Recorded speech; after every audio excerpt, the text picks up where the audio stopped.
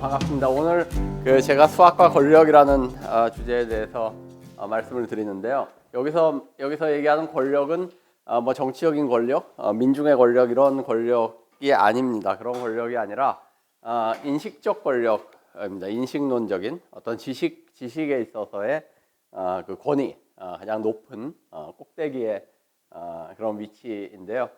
이 폴 디렉이라는 20세기 이제 물리학자, 양자역학을 만든 물리학자고 노벨상을 수상한 물리학자 이런 얘기를 했습니다.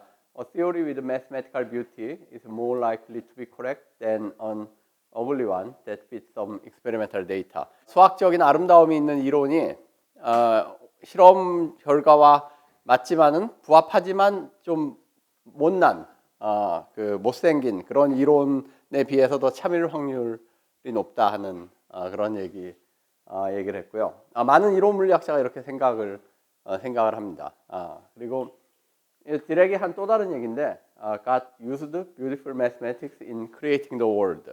신은 세계를 만들 때 아름다운 수학을 사용했다. 그냥 수학도 아니고 아름다운 수학을 사용했다. 도대체 이런 생각을 어떻게 할 수 있을까? 왜 어떤 사람들은 세상이 수학적으로 구성이 수학은 우리가 발전시킨 거죠. 인류가 만들어낸 어떻게 보면 그런 거고 여러 사물들 사이에 특히 수들 사이에 관계라든지 뭐 이런 것들을 그 상징적으로 표현하는 그런 건데 왜 이 우주가 수학적으로 이루어졌다는 그런 생각을 할 수가 있을까?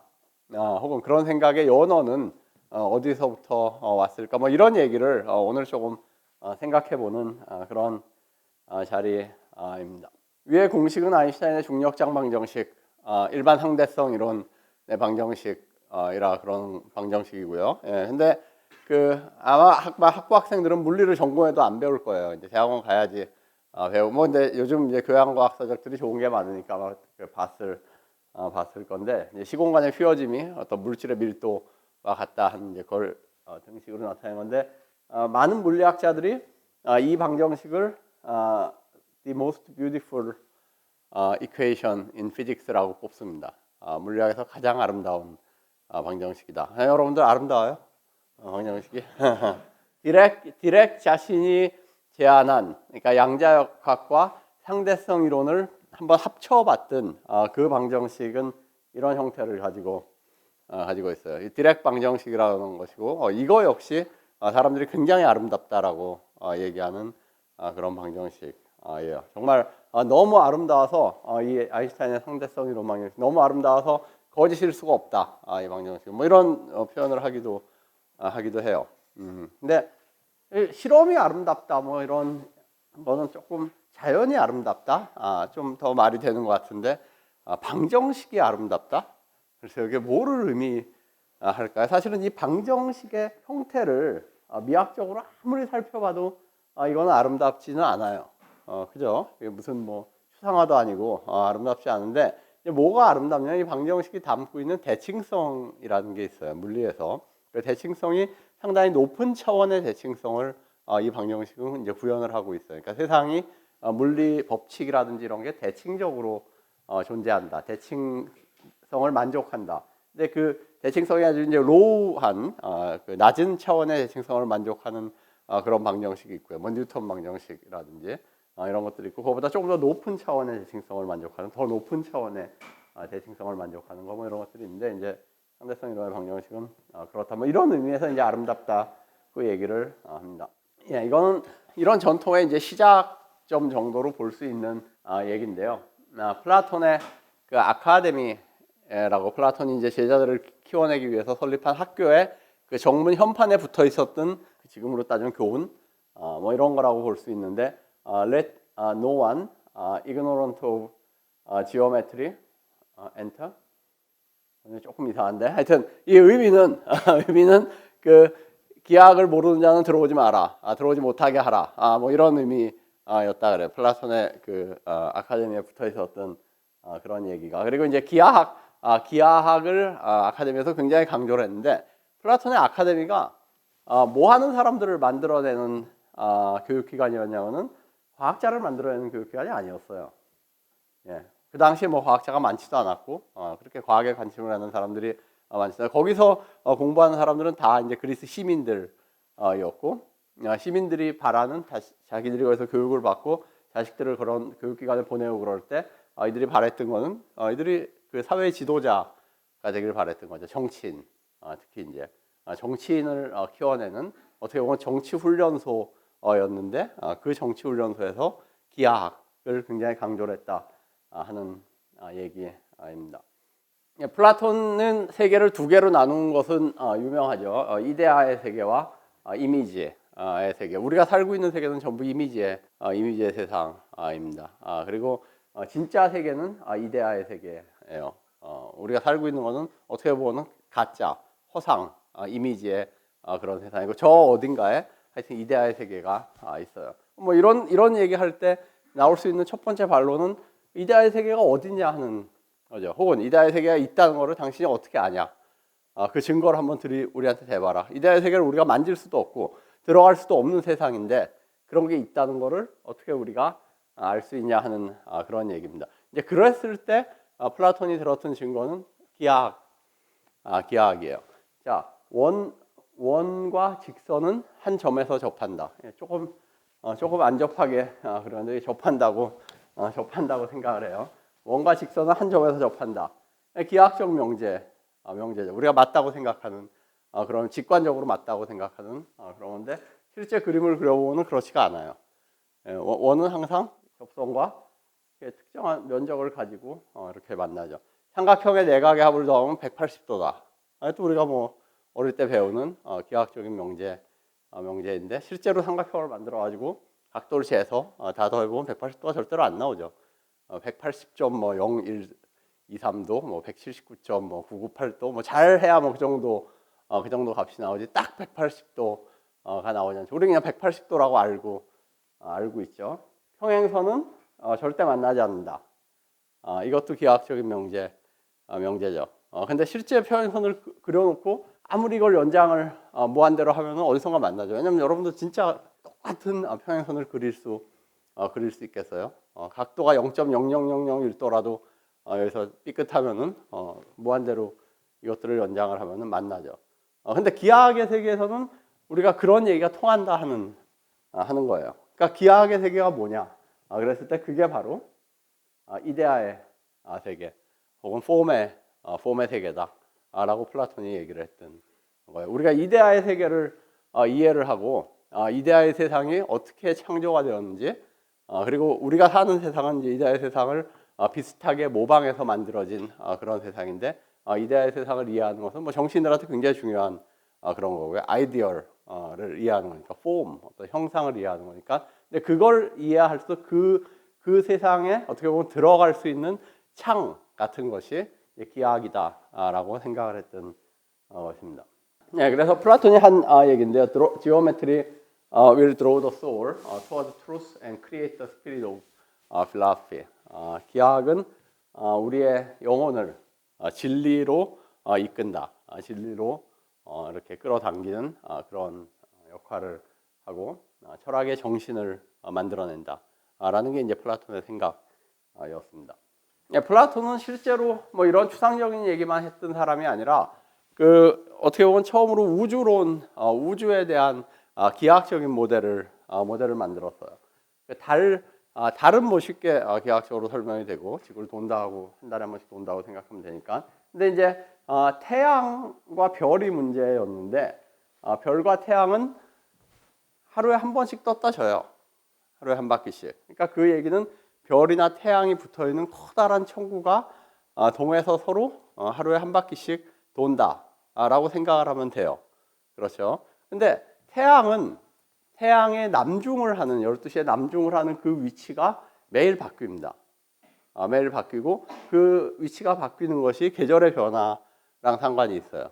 그리고 그 위치가 바뀌기 때문에 낮밤의 변화가 생겨요. 여름에는 낮이 길고 겨울에는 밤이 길고 하는 그런 식으로. 그래서 도대체 태양이 어떻게 운동을 한다고 가정을 하면은 지구는 우주의 중심에 정지하고 있고요.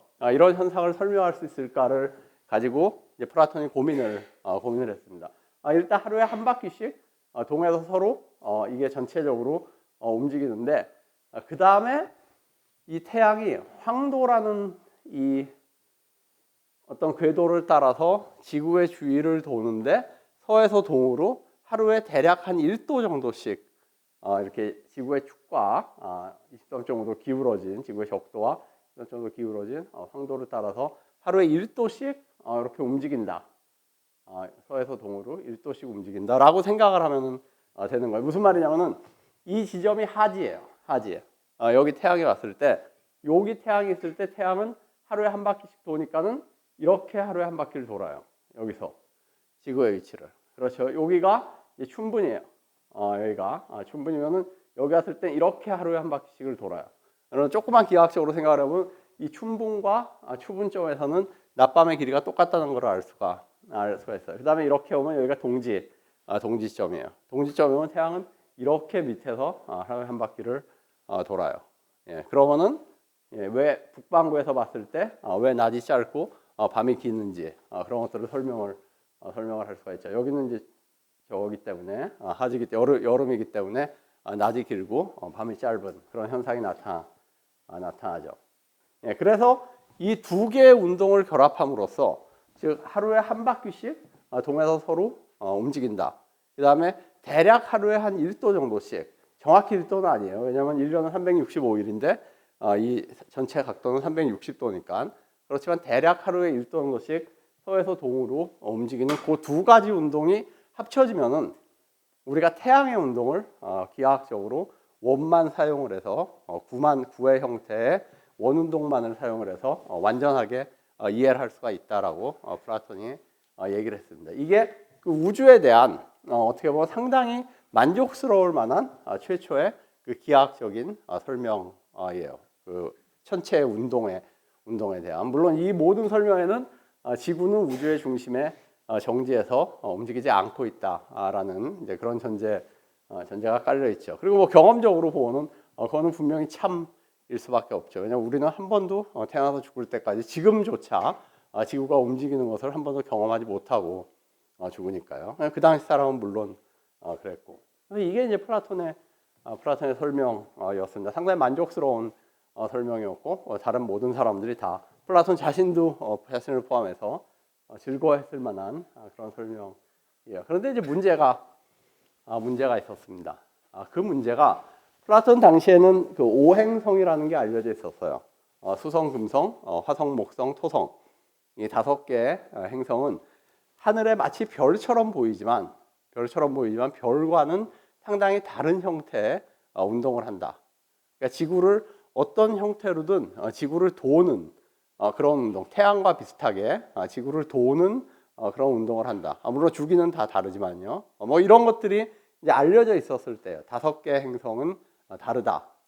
별처럼 얼핏 보면 별처럼 보이지만 화성 같은 거는 사실은 굉장히 붉게 보이기 때문에 육안으로 봐도 뭐 아무도 모르는 사람이 봐도 저건 별이 아니다 하는 거는 금방 알 수가 있어요.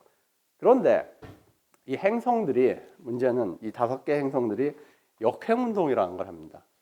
무슨 말이냐면 이렇게 이 행성의 관찰인데 4월 1일, 5월 1일, 6월 1일 이것만 봐도 좀 이상한 게 4월 1일에서 5월 1일까지는 이만큼 거리를 왔는데 5월 1일에서 6월 1일까지는 그보다 훨씬 짧은 거리를 가요. 그러니까 속도가 일단 일정하지 않아요. 태양 같은 경우는 속도가 거의 일정한데 얘는 속도가 일정하지 않아요.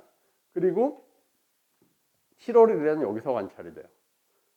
8월 1일에는 여기, 9월 1일에는 여기, 10월 1일, 10월 15일. 이것도 속도가 일정하죠. 상당히 빨라요. 여기서 굉장히 10월 15일이니까. 근데 이게 왜 왔다가 돌아가요?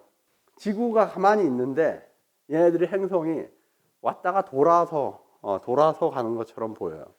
근데 이게 플라톤은 구가 혹은 원이 가장 완벽한 기하학적인 도형이라고 생각했습니다. 예, 그래서 원을 굉장히 중요하게 생각을 했어요. 사람 머리도 원형이잖아요. 가장 퍼펙트한. 그리고 원은 셀프 리프로듀서블 해요. 계속 모든 원들은 다 똑같아요. 그 비슷한 형태죠. 삼각형이나 사각형은 그렇지 않죠. 모든 사각형이 다 그 비례 관계가 있지 않잖아요. 근데 원은 작은 원, 큰 원 이런 것들이 사실은 본질적으로 다 똑같은 기하학적인 성질이 다 똑같은 그런 거. 그래서 원을 강조를 했는데 우주가 원이다, 구다, 원 운동을 한다라고 믿었는데 얘는 왜 이러냐 하는 거예요. 행성의 영어가 플래닛이에요. 플래닛의 원말은 완더링 스타라는 뜻이에요. 완더, 헤맨다, 배회한다. 예.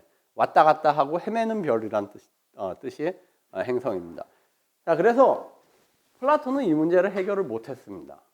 이 행성을 구나 원만을 가지고 설명을 하는 것을 고민을 했지만 해결을 못했어요. 근데 플라톤의 제자 중에 이제 항상 그렇죠. 그 똑똑한 제자들이 나오잖아요. 선생을 기쁘게 해주는 똑똑한 제자 중에 하나가 그 유독서스라는 제자가 있었는데 그 유독서스가 이제 이거를 이 문제를 덤벼듭니다. 덤벼들어서 해결을 해요. 이게 그 여러분들한테 기하학적으로 아무리 이렇게 머릿속에 이걸 그려봐라 그래도 사실 그리기 굉장히 힘들 거예요. 이게 어떤 컨셉이냐면은 LP 플레이어가 이렇게 돌아가는 판이 돌아가는 게 있는데 그 위에다가 그 LP 플레이어 판 위에다가 지구본을 하나를 놓는다고 생각을 해봐요. 그 위에 지구본을 놓고 LP 플레이어가 이렇게 돌아가고 지구본을 반대 방향으로 돌려요. 그런 다음에 지구본 위에 근데 같은 속도로 점을 하나를 찍어요. 그 점이 어떤 운동을 하겠느냐 하는 거예요. 여러분들이 보기에 점이 어떤 운동을 하겠느냐. 그 위에 찍은 점이 그러면은 그 점이 이런 식의 운동을 해요. 팔자 비슷한 운동을 거기서 왔다 갔다 해요. 이런 식으로 왔다 갔다 하는데 이 팔자 비슷한 운동을 하나를 더해요. 원운동 하나를 더하면은 그러니까 지금 원운동 3개를 한 점에 적절하게 섞어버리면은 이쪽이 늘어나요. 이렇게 쭉 늘어나면서 이렇게 왔다가 이렇게 가는 그런 형태의 운동을 만들 수가 있어요. 적절하게 그 속도를 조절하면은 이렇게 아까 우리가 봤던 그 역행 운동을 설명을 할 수가 있습니다. 이거를 이제 내가 얘기했죠. 이렇게 만만 얘기해도 머릿속으로 그리기가 굉장히 힘들기 때문에 두 개의 축이 조금 나눠져 있어요. 조금 다르게 약간의 각도를 비슷하게 해서 서로 반대 방향으로 뱅글뱅글 돌고 있는데 그때 그 위에 있는 하나의 점이 어떤 운동을 하냐 하는 거예요. 거기 이제 하나가 더해져요. 하나가 더해지면은 얘가 어떤 운동을 하냐면 이런 식의 운동을 해요.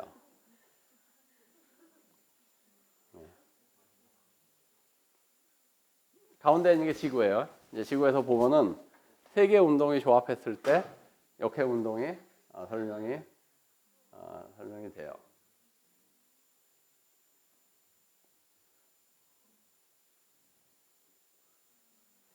그죠? 절묘하죠. 그래서 이런 해법을 내놨어요. 유독서스가.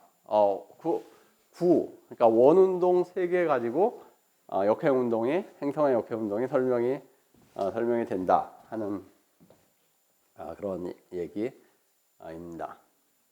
스승이었던 플라톤이 좋아할만 하죠. 좋아할만 해요. 근데 이게 문제가 있어요. 문제가 있는 게 뭐냐면은 이 운동 3개가 사실은 하나의 평면에서 이루어져야 돼요. 운동 3개가 다른 평면에서 일어나는 게 아니라 그 행성이 있는 그 하나의 평면에서 운동 3개가 중첩이 돼야 돼요. 그러면은 그게 뭐냐는 거예요, 도대체. 3개의 운동을 하는 그 구나 아니면 어떤 뭐가 있다면은 걔가 도대체 뭐길래 어떤 거길래 그 운동이 3개가 중첩이 될 수 있는 그런 특성을 가질 수 있냐? 그런 질문이 될 수가 있죠. 이게 물리적으로 이게 가능한 얘기냐? 수학적으로, 기하학적으로 우리 머릿속에서 어떻게 하든 이거 된다고 해도 물리적으로, 실제 물질적으로 운동 3개가 한 점에 이렇게 중첩이 돼서 걔가 역행 운동을 하는 형태로 나타나는 게 물리적으로 의미가 있는 얘기. 이런 질문이 당연히 나올 수가 있죠. 그렇지만 그럼에도 불구하고 유독서스와 플라톤은 굉장히 기뻐했어요. 어쨌건 세상에서 가장 완벽한 존재인 구 혹은 원운동만을 가지고 그 전까지 아주 그 설명이 안 됐던 행성의 역행 운동이라는 걸 설명을 했다 하는 거죠. 그렇지만 반대한 제자도 있었어요. 그런 설명에.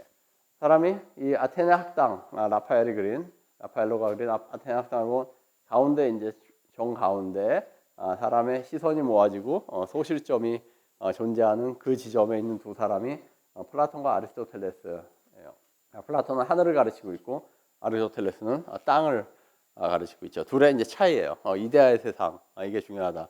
아니다 그런 거 세상에 다 있다. 이데아 우리가 사는 이 세상에 이데아랑 형상 뭐 매터 이런 것들이 다 존재한다라는 게 이제 아리스토텔레스 입장이에요. 아리스토텔레스는 자연이 우리가 생각하는 것보다 훨씬 복잡하다고 생각을 했어요. 그래서 그 복잡한 자연에 수학이라는 게 적용될 수가 없다 하는 생각을 했어요.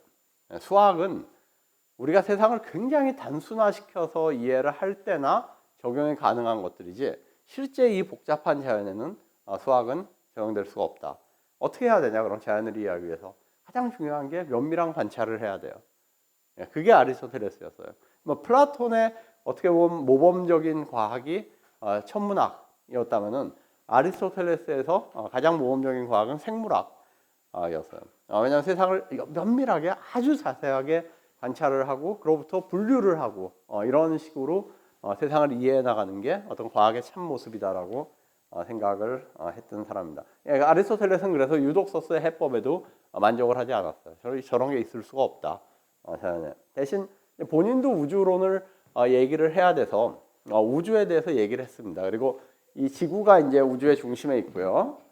지구가 중심에 있고 지구는 흙이 있고 그 다음에 이제 물이 있고 그 다음에 공기가 있고 맨 위에는 이제 불의 층이 있어요. 이렇게 넷 흙, 물, 공기, 불. 요 네 개가 이제 사원소고 거기까지가 지상계예요. 거기까지가 지상계고 그 지상계 위에 달이 있고요. 달이 이제 지상계와 천상계를 가르는 경계고 그 다음에 수성, 그 다음에 금성, 그 다음에 금성 위에 이제 태양이 있고요. 태양 위에 화성, 목성, 토성, 그 다음에 별이 있고 그 별 위에 다시 또 전체를 돌리는 뭐 그런 그 어떤 전체의 그 동력이 되는 그런 것들이 존재를 하고 뭐 이런 이제 어떻게 보면 위계적인 계층적인 우주 구조를 얘기를 했고 이 각각의 행성들은 일종의 그 투명한 수정 천구라고 불리는 굉장히 투명한 어떤 천구에 이 행성들이 붙어서 그 천구가 돌아간다라고 생각을 했습니다. 이게 일단 그 당시에도 지구로부터 뭐 토성까지 이런데 거리는 상당히 멀 거다 하는 생각을 했어요. 거리는 정확히 몰랐지만은 태양까지의 거리도 굉장히 멀 거다라는 그런 생각을 했는데 그러면은 그 엄청난 천구가 하루에 한 바퀴씩 태양은 돌잖아요. 하루에 한 바퀴씩 별 이런 것도 하루에 한 바퀴씩 도는 게 그 규모로 생각해봐요. 그 무지막지한 그 덩어리의 천구가 하루에 한 바퀴씩 도는 게 상식적으로 그게 충분히 이해할 만하냐라 그랬을 때 이 사람들의 그 해법은 물론 지구가 도는 건 불가능하다. 그렇잖아요. 지구 위에 있는 큰 이런 돌멩이 같은 것도 돌리려면 굉장히 힘이 드는데 얘네들은 천체이기 때문에 천체는 지상계를 구성하는 물, 불, 흙, 공기 얘로 구성된 게 아니라 무게도 없고 마찰도 없는 에테르라는 제5원소로 이루어져 있다. 그래서 이 천체를 구성하는 제5원소는 지상계에 존재하는 네 가지 원소와는 성질이 완전히 다르기 때문에 마찰이 없기 때문에 움직이는데 힘이 들지가 않고 그래서 하루에 한 바퀴씩 얼마든지 그 큰 천체들이 지구 주위를 돌 수 있다라고 생각을 했습니다. 이게 이제 아리스토텔레스의 우주론이었습니다. 그런데 이 아리스토텔레스의 우주론을 가지고 이제 행성의 역행 운동을 또 다른 방식으로 수학적으로 그리고 유독서스의 방법보다 훨씬 더 깔끔하게 설명했던 천문학자가 이제 프톨레마이오스입니다. 프톨레마이오스는 이제 주전원이라는 거를 도입을 했는데요. 프톨레마이오스의 이제 알마제스트라는 책이고요. 주전원, 뭐 익센트릭 이런 것들을 사용해서 원운동만의 조합으로 이제 이런 것들을 설명을 했는데 이런 시스템이었어요. 그러니까 여기 이제 지구가 있고 우주의 중심에 지구가 있고 행성이 지구 주위를 도는데 이 원을 이렇게 도는 게 아니라 이 원 위에 주전원이라는 에피사이클이라는 조그마한 원이 있고 이 행성은 이 원 위에 있어요. 이 원이 있고 얘가 이렇게 돌면서 이렇게 지구 주위를 도는 그러니까 전체적으로 보면 얘도 이렇게 돌고 전체도 이렇게 가기 때문에 여기서 보고는 지구에서 봤을 때 이렇게 이제 도는 그러니까 이 부분이 역행 운동이 일어나는 뭐 이런 형태다라고 이제 설명을 했습니다. 근데 이제 이것만 갖고 설명이 잘 안 돼요. 이것만 갖고 천문학적 데이터랑 잘 맞지가 않습니다. 그래서 도입한 게 지구 우주의 중심에서 조금 떨어뜨려 놔요. 떨어뜨려 놔요. 예, 떨어뜨려 놓은 요 지점을 이제 이심이라고 불렀어요. 지구에서 좀 지구 중심에서 떨어져 있다 그래. 그 익센트릭이라고 이심이라고 불렀는데 이것만 갖고도 또 설명이 안 돼서 지구와 똑같은 이 중심에서 똑같은 위치에 이퀀트라는 것을 상정을 합니다. 그래서 이퀀트는 이 이퀀트를 중심으로 행성이 등각 운동을 해요. 등속 각 운동을. 예, 그러니까 예를 들어서 행성이 한 달에 이만큼 뭐 20도만큼 갔다 그러면 그 다음 달에 또 똑같이 20도만큼 가고 예, 이퀀트를 중심으로 요 기하학적인 중심이 아니라 그러니까 뭐 이런 복잡한 그 수학적 도구들을 많이 도입을 해서 결국은 이제 관찰된 천문학적인 데이터와 잘 들어맞는 그 시스템을 만들어 냈습니다. 예, 이런 식의 이제 에피사이클을 사용하면은 이런 식의 역행 운동이 이제 나타날 수가 있고요. 이렇게 보면은 요 부분이 이제 돌아가는 그런 역행 운동을 보이는 부분입니다. 하여튼 프톨레마이오스까지 왔는데요. 그 다음에 이제 유럽에서 과학이 쇠퇴를 합니다. 과학이 이제 사라져버리고 로마가 이렇게 흥하면서 그 유럽의 그 그리스 과학이 아랍 쪽으로 넘어갔다가 이제 거기서 또 발전을 하고 보존이 되다가 나중에 이제 중세 한 12세기 이후에 다시 유럽으로 건너와요. 그리고 프톨레마이오스의 이런 책들이 뭐 14세기 이런 때는 번역이 돼가지고 유럽 학자들한테 읽힙니다. 근데 프톨레마이오스의 알마제스트가 굉장히 어려운 책이에요. 거기서 이제 상당히 복잡한 기하학들을 많이 사용을 했는데요.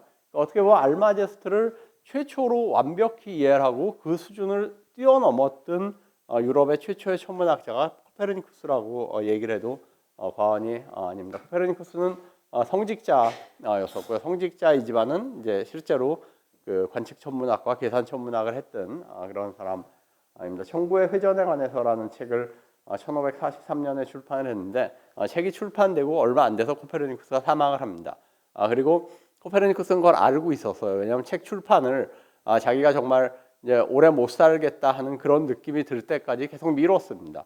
왜냐하면 자기 자신의 그런 주장, 그러니까 지구가 돈다라는 얘기죠. 그 지동설이 가져오는 어떤 종교적인 파장 같은 거를 충분히 의식을 하고 있었기 때문에 이 실제로 코페르니쿠스가 지구가 돈다라는 확신을 가졌던 거는 1512년, 그러니까 책이 출판되기 한 30년 전쯤에 확신을 가졌고 그것을 글로 씁니다. 작은 소책자를 만들어서 코멘타리오루스라는 책자를 만들어서 자기 지인들한테 다 돌려요. 그 책자를 돌려서 이미 코페르니쿠스라는 사람이 그 태양 중심설, 태양이 우주의 중심에 있고 지구가 태양 주위를 1년에 한 번씩 돌고 하루에 한 번씩 자전을 한다라는 좀 약간 이상한 주장을 한다라는 소문은 유럽의 천문학자들 사이에서 다 나 있었던 상태였습니다. 근데 계속 이제 책을 안 쓰려고 그러는 거를 제자 중에 한 명인 렉티쿠스라는 제자가 굉장히 강하게 계속 요청을 하고 계속 조르고 그래서 결국 나중에 이제 설득을 합니다.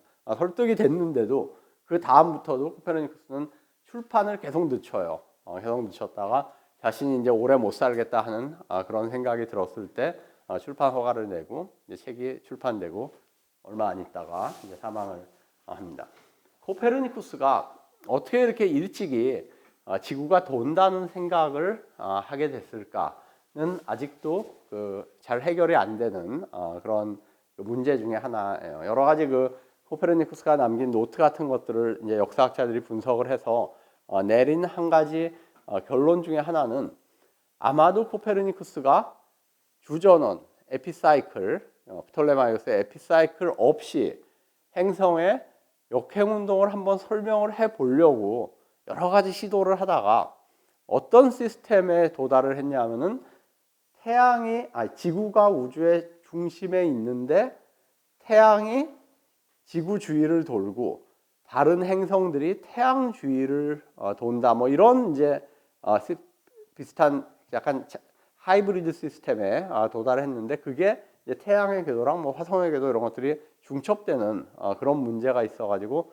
결국 이제 그걸 포기하고 나서 가만히 그걸 보니까는 그런 상태에서 지구랑 태양의 위치만 바꾸면은 문제가 해결이 되겠더라 하는 생각을 하지 않았나 뭐 이런 정도의 추측을 합니다. 근데 아직도 대체 코페르니쿠스라는 사람이 어떻게 맨 처음에 이 시스템의 그 아이디어를 착안을 했는지는 아직도 충분히 해결이 안 되고 있는 문제입니다.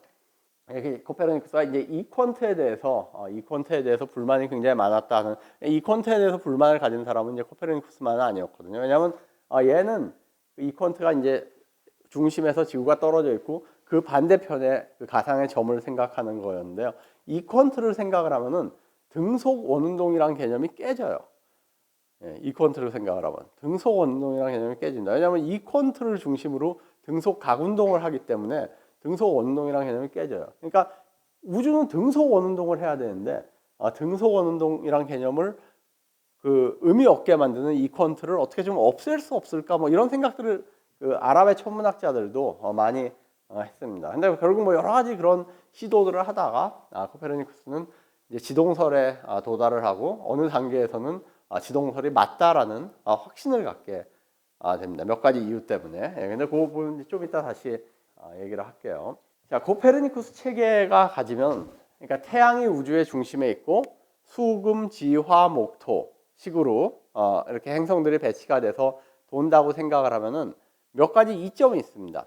가장 이제 코페르니쿠스도 그렇고 많은 사람들이 그 이점 중에 그러니까 너무 분명한 이점이라고 생각했던 거는 첫 번째예요.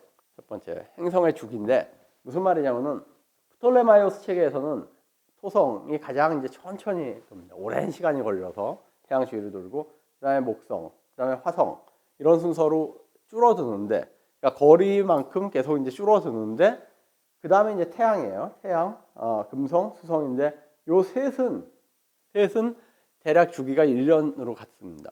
그러니까 주기가 계속 줄어들다가 갑자기 태양, 금성, 수성 요 세 개는 주기가 1년으로 거의 같아져요. 그러니까 이게 좀 어글리하다는 거죠, 약간.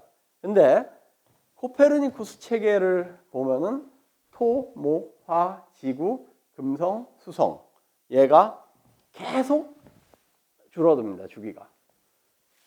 수성이 가장 빨리 돌고요. 88일인가 뭐 그렇죠, 태양 주위를. 그 다음에 금성, 그 다음에 지구 1년, 그 다음에 화성 더 오래, 목성 더 오래, 토성 진짜 천천히 태양 주위를 도는 그런 식이죠. 그러니까 순서가 나란히 감소를 계속해요. 나중에 케플러가 이 감소하는 법칙을 찾아내죠. 이 거리랑 주기 사이에 특정한 비례관계, 수학적인 비례관계가 존재한다는 게 케플러의 3법칙입니다. 그러니까 이게 사람들에게 가장 그 매혹적인 코페르니쿠스 체계가 갖는 어떤 매력 중에 하나였어요. 그 다음이 이제 역행운동입니다. 코페르니쿠스 체계에서는 역행운동을 에피사이클 없이 설명을 해요. 좀 이따 보여줄게요. 그 다음에 뭐 내행성과 태양 사이의 최대 거리 혹은 최대 각도란 문제가 있는데, 이 얘기는 뭐냐면요, 자세히 얘기는 안 하겠습니다. 근데 대략 이런 얘기예요. 그 수성, 금성 요 두 행성은 약간 이상한 행보를 보입니다. 이게 뭐냐면은 항상 태양과 같이 따라다녀요. 태양과 같이 따라다녀요. 어떤 때는 해 뜨기 직전에 보이고 어떤 때는 해진 직후에 보이고, 그렇습니다. 그러니까 태양에서 멀리 떨어지질 않아요. 옛날부터 그래서 이 수성, 금성에 대해서 어떤 얘기가 있었냐면은 주인이 개를 개줄에 묶고 다닌다라는 얘기가 있었어요. 개를 개줄에 묶고 다닌다. 무슨 말이냐면 개를 개줄에 묶고 산책을 하면은 개가 앞서갈 수도 있고 뒤에 올 수도 있죠. 주인을 왔다 갔다 하는데 개줄 길이 이상을 벗어날 수가 없다는 얘기예요. 주인이 태양이에요.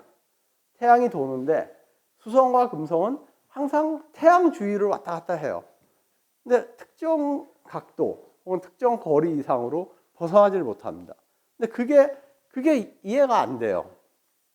이 프톨레마이오스 체계에서는. 그래서 그거를 설명하기 위해서 어떤 특정한 가정 하나를 더 붙입니다, 갖다가. 근데 코페르니쿠스 체계에서는 이제 그런 가정 없이 얘가 아주 깔끔하게 설명이 되는데, 지금은 이제 역행운동 하나만을 볼게요. 이게 이제 프톨레마이오스 체계에서의 역행운동입니다. 역행운동을 설명하기 위해서 이런 주전원이라는 것을 다시 도입을 했죠. 이게 지구고 지구에서 볼 때 이렇게 보인다 하는 것인데 이게 이제 코페르니쿠스 체계예요. 코페르니쿠스 체계는 태양이 우주의 중심에 있고요. 이게 지구입니다. 지구고 이게 이제 외행성, 화성이라고 쳐봐요.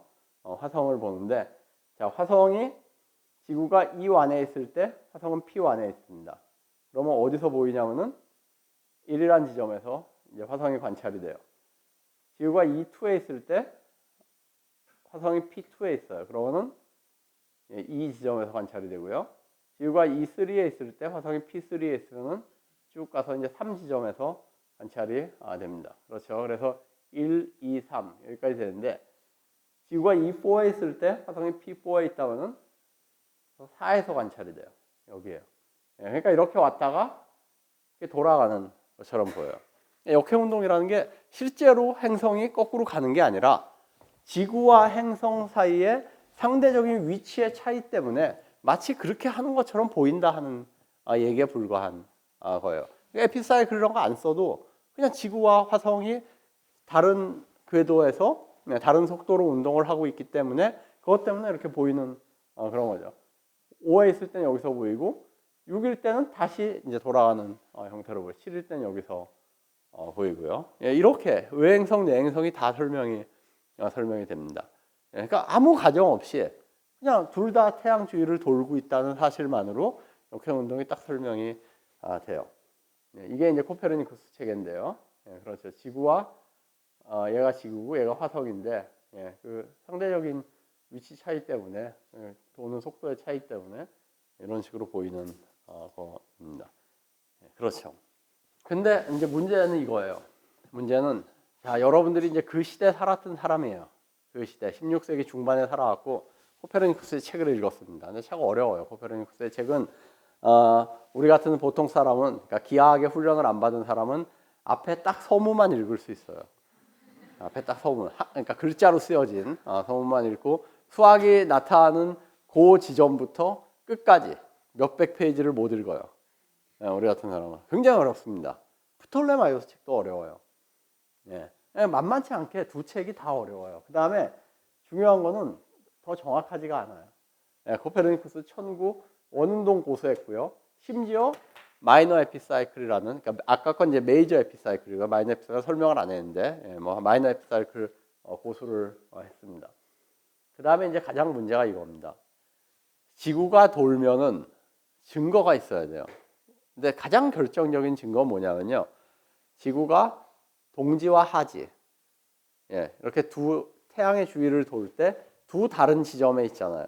동지와 하지라는 두 다른 여기 지점에 있어요. 동지 때 여기 있고 하지 때 이쪽에 와 있어요.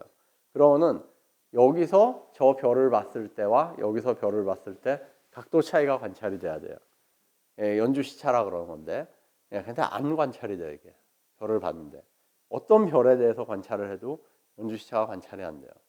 이 얘기는 오히려 우리가 이 별이라 그러는 존재가 지금까지 생각했던 것보다 훨씬 더 멀리 있다라는 것의 증거가 될 수 있어요. 근데 당시 사람들은 그렇게 생각을 안 했어요. 토성 다음에 별이 있다라고 생각을 했어요. 토성 다음에 별이 있다. 그러니까 토성 다음에 별이 있는 정도면은 연주 시차가 당연히 관찰이 돼야 되는데 관찰이 안 돼요. 코페르니쿠스는 그래서 우리가 지금까지 생각한 것보다 우주가 1000배 이상 넓을 수 있다라는 얘기를 해요. 그래서 그로부터 결국 이제 무한 우주라는 우주가 이렇게 유한하고 아늑한 그런 우주가 아니라 우리가 생각한 것보다 정말 정말 큰 그냥 진짜 너무 커서 아찔한 정도로 그런 우주의 이제 개념이 탄생을 하는데 어쨌건 당시 사람들한테는 이게 코페르니쿠스 체계가 틀렸다라는 것에 대한 증거가 될 수 있다는 거죠. 연주 시차가 관찰이 돼야 되는데 안 된다. 코페르니쿠스도 알고 있었어요, 그거를. 근데 이거는 망원경이 나온 다음에도 관찰이 안 돼요. 망원경이 굉장히 개량이 많이 된 뒤에도 관찰이 안 됩니다. 19세기에 들어서야 최초로 관찰이 돼요. 그러니까 정말 우주는 별은 우리가 알고 있는 것보다 훨씬 더 멀리 지구로부터 떨어져 있다 하는 것에 대한 증거죠. 이제 그 다음 문제가 또 있어요. 이거 하나만이 문제가 아니라 그 다음 문제가 또 있습니다. 물리적인 문제들이 하나도 해결이 안 됐어요. 자, 지구가 도는데 자전을 하려면은 지구 같은 큰 크기가 당시 지구의 크기는 잘 알려져 있었어요. 뭐 사람들이 지구가 굉장히 조그맣다고 생각을 했다든지 지구 밖에 이렇게 그 대서양 밖에 무슨 낭떠러지기가 있어가지고 거기 가면은 이렇게 지구가 평평하다고 생각해. 뭐 그런 거 전혀 아니에요. 옛날부터 그 서양 그리스 철학자들은 지구가 구형이고 지구의 크기를 지금 우리가 아는 것만큼 거의 그만큼 정확하게 알고 있었어요. 지구의 크기를. 지구가 거의 완벽한 구형이고. 그런데 그 큰 지구가 하루에 한 바퀴씩 돌려면은 적어도 지구 표면에서의 속도는 1초에 수백 미터 정도로 빨리 움직여야 돼요. 근데 왜 우리가 모르지 하는 거예요? 그렇게 빨리 움직이는데 왜 모르냐? 왜 화살을 쏘아 올리면은 화살이 올라갔다가 적어도 한 10초 정도 있다 떨어지는데 그러면은 몇 킬로미터를 가서 떨어져야 될 텐데 왜 항상 제자리에 화살이 떨어지냐? 이게 지구가 돈다는 것을 논박하는 오래된 증거였습니다. 근데 코페르니쿠스 자신도 이 증거에 대해서 무슨 얘기를 하질 못해요. 이 반론에 대해서. 이런 반론이 있다는 건 알아요. 코페르니쿠스 자신도. 언급을 하지만은 이거에 대해서 어떤 답을 내놓지는 못합니다. 사실은 코페르니쿠스의 책이 나온 뒤에 이 책을 읽은 사람들의 평가는 코페르니쿠스가 생각했던 것처럼 적대적이지 않았습니다. 오히려 굉장히 호의적이었어요. 대부분의 천문학자들이 코페르니쿠스 책에 대해서 상당히 높은 평가를 했습니다. 왜? 지구가 돈다는 게 사실이 아니라 지구가 돈다고 가정을 하고 천문 관측을 해봐도 그렇지 않게 지구가 우주의 정지에 있다고 우리처럼 알고 있고 관측을 한 것과 큰 차이가 나지 않는다. 무슨 말이냐면은 코페르니쿠스 책에는 지구가 태양 주위를 1년에 한 바퀴씩 돌고 매일 하루에 한 바퀴씩 자전을 한다라는 코페르니쿠스의 책에는 수학적으로 참 재미있는 하나의 가설이다. 그렇게 하고 우리가 그렇게 상정을 하고 계산을 하고 관측을 해봐도 나쁘지 않다. 하나의 아주 재미있는 흥미로운 수학적 가설이다. 그러니까 천문학자들한테 유용한 가설이다. 사실이냐? 절대 아니에요. 어떻게 이게 사실이냐? 지구가 어떻게 돌아? 지구가 어떻게 자전을 하고 어떻게 공전을 해? 그런데 그렇게 가정을 하고 계산을 한 것과 그러지 않고 계산을 한 것 사이에 큰 차이가 없더라. 재밌지 않냐? 이런 식으로 받아들여졌다는 얘기예요. 무슨 말이냐면 수학이다 이거는. 철학이 아니다라는 거예요. 철학이. 그 당시에 철학은 자연 철학자들이 하는 게 철학이었어요. 자연 철학자들이. 수학은 코페르니쿠스 같은 수학자가 하는 거였어요. 수학자들은 어떻게 보면 무슨 얘기든 할 수 있어요. 수학적인 가설로. 무슨 얘기든 할 수 있어요. 그런데 그거는 세계에 대한 얘기는 아니다라는 얘기예요. 세상에 대한 얘기는 아니다. 그냥 수학에 대한 얘기다. 라는 게 당시 사람들의 일반적인 평가였습니다.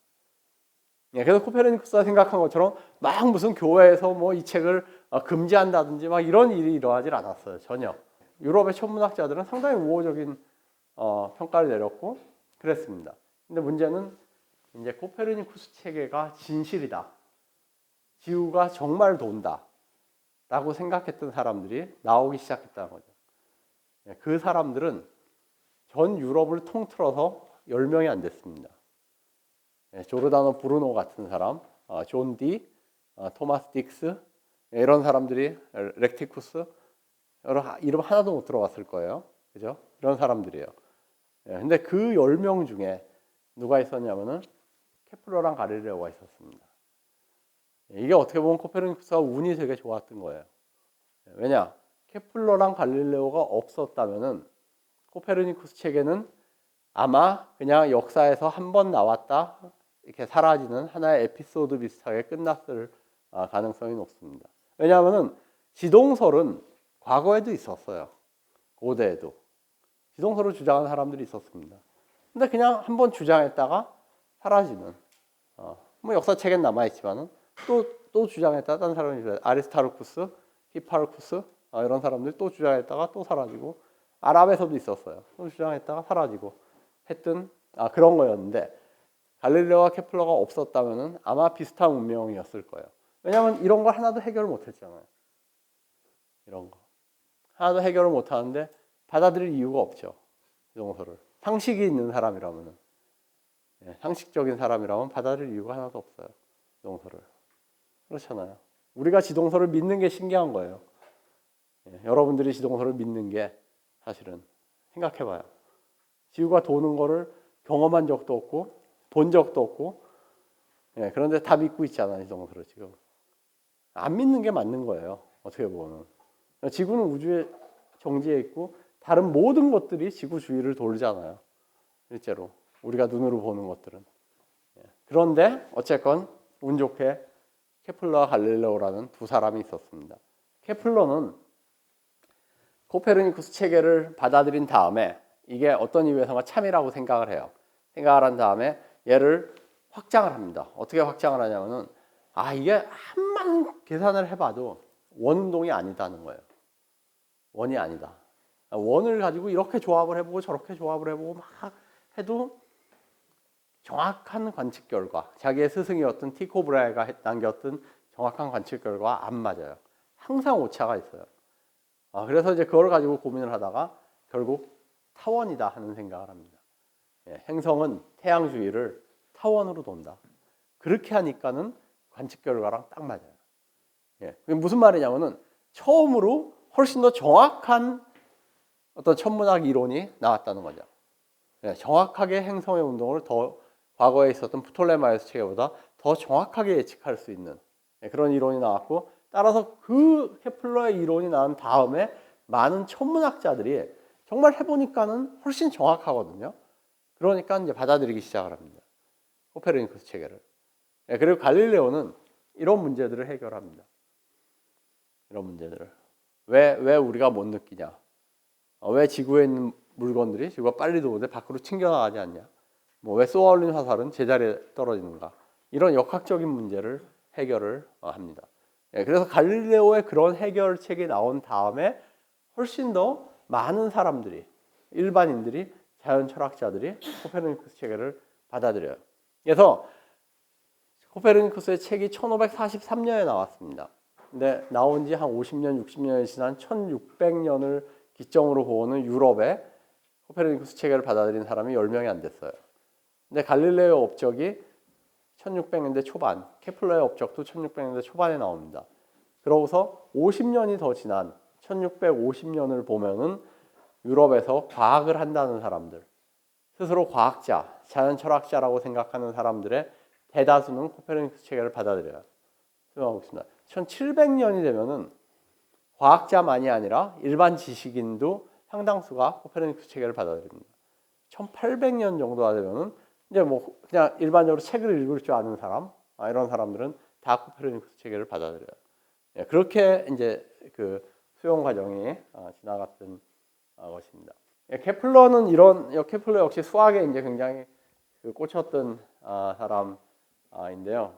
The chief aim of all investigations of the external world should be to discover the rational order and harmony which has been imposed on it by God.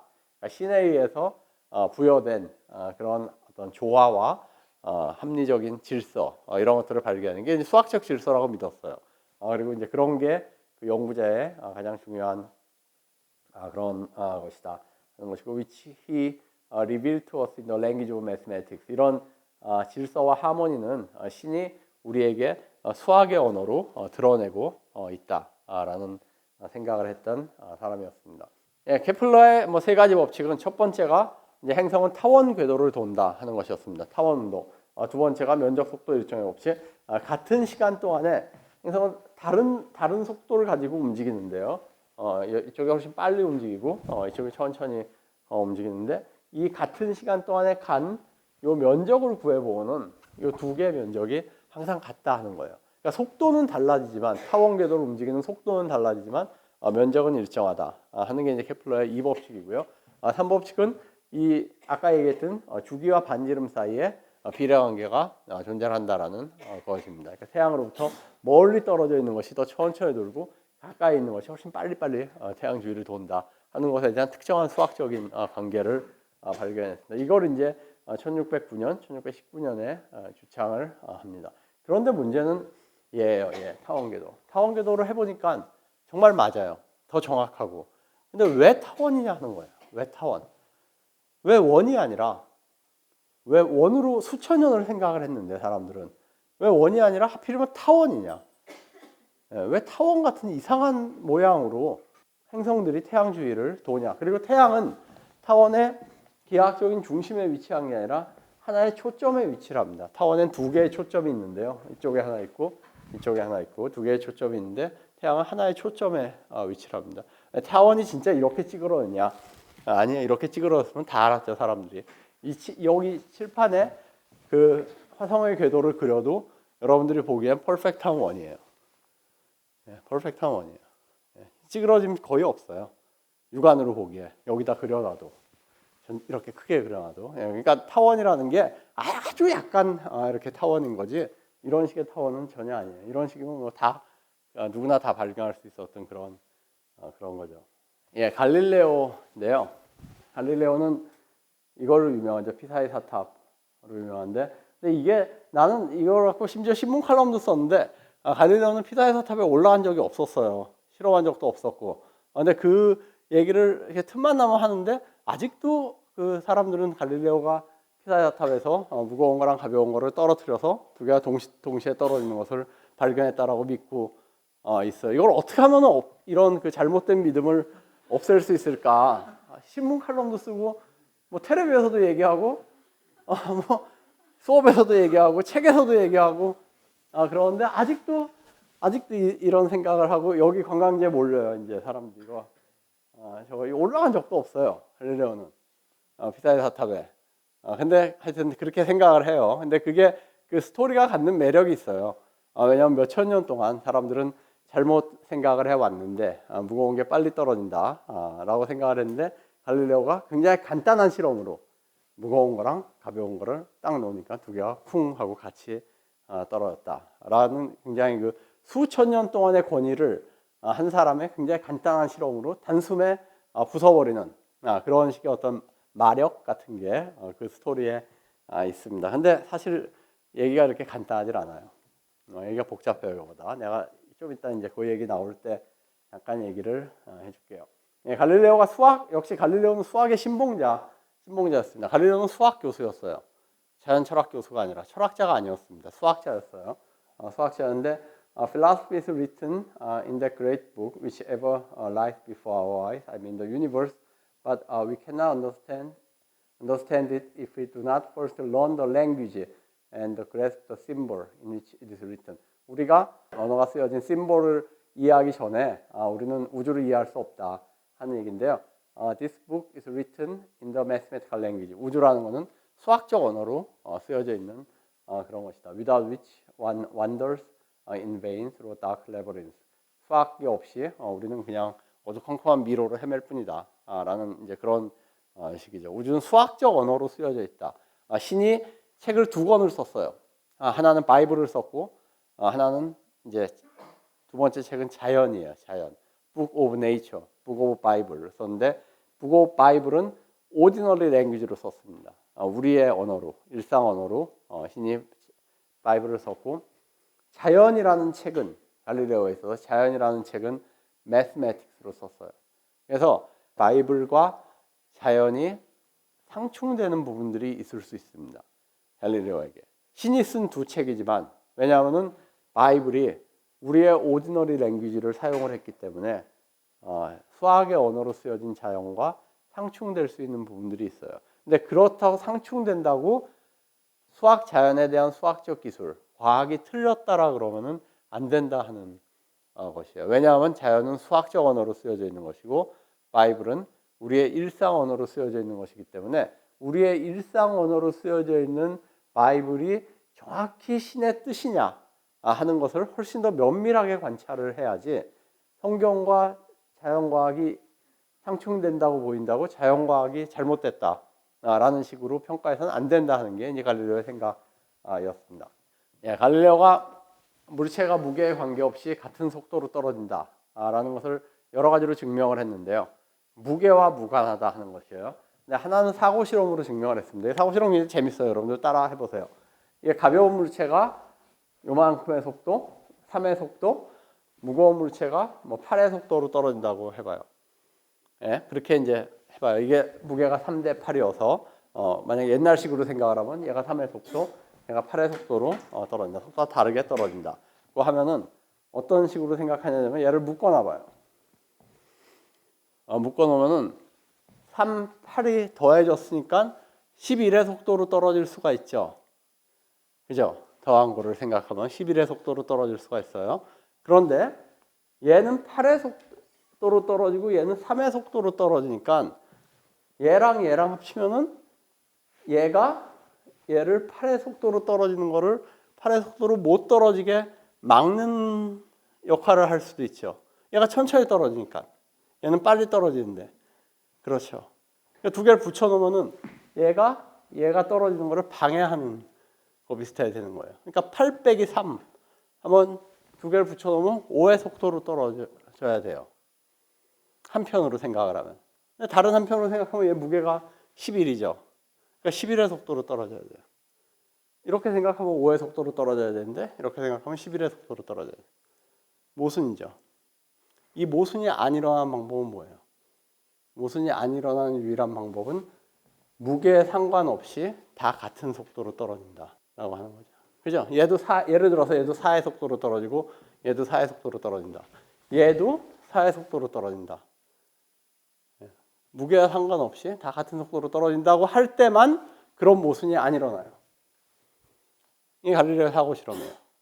그래서 똑같은 속도로 떨어진다. 그럴 수밖에 없다. 하는 게 갈릴레오의 주장. 관성의 법칙. 근대 역할 법칙 중에 가장 중요한 법칙이고요. 관성의 법칙이 뭐를 설명하냐면은 왜 쏘아올린 물체가 제자리에 떨어지는가라는 걸 설명을 합니다. 쏘아올린 물체가 왜 제자리에 떨어지냐 하는 게 우리는 흔히 화살을 쏘면은 공중에 떠 있는 화살은 아무런 영향을 안 받는다고 생각을 하는데 그게 아니라는 거예요. 왜? 처음에 이 화살이 지구에 있을 때 지금 얘는 엄청난 속도로 움직이고 있는 거예요. 얘는 1초에 수백 미터씩 지구랑 같이 움직이니까 그렇잖아요. 지구 위에 있을 때 움직여요. 자, 화살을 쐈어요. 공중에 있죠. 그런데 관성의 법칙은 운동하는 물체는 밖에 힘이 주어지지 않는 한 계속 운동하고 정지해 있는 물체는 밖에 힘이 주어지지 않는 한 계속 정지한다라는 게 관성의 법칙이에요. 그죠? 얘가 계속 움직이고 있었어요. 지상에 있을 때. 위로 가서도 움직여요. 왜? 아무런 외력이 주어지지 않았으니까. 밖에서 얘 운동을 막을 수 있는 게 없잖아요. 그래서 실제로 지구가 굉장히 빨리 가고 있으면 얘도 계속 빨리 가고 있는 거예요. 지구가 이만큼 갔으면 얘도 이만큼 가가지고 같은 데 떨어지는 거예요. 그죠? 우리가 KTX 300km로 달릴 때 그 KTX 안에서 사과 같은 걸 하나 던져봐요.